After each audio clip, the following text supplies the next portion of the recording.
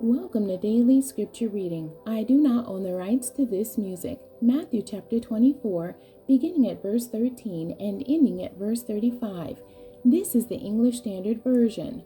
On the road to Emmaus. That very day, two of them were going to a village named Emmaus, about 7 miles from Jerusalem, and they were talking with each other about all these things that had happened. While they were talking and discussing together, Jesus himself drew near and went with them.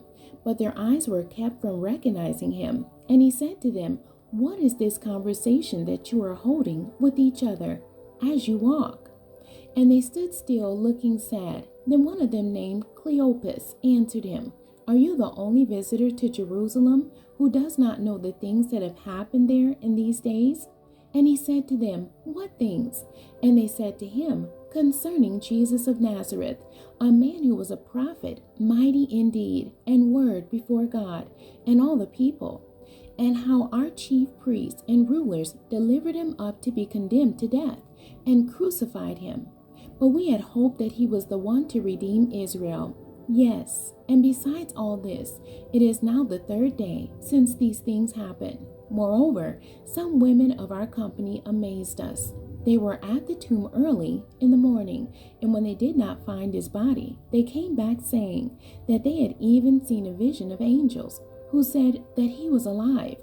Some of those who were with us went to the tomb and found it just as the woman had said, but him they did not see. And he said to them, "O foolish ones, and slow of heart to believe all that the prophets have spoken.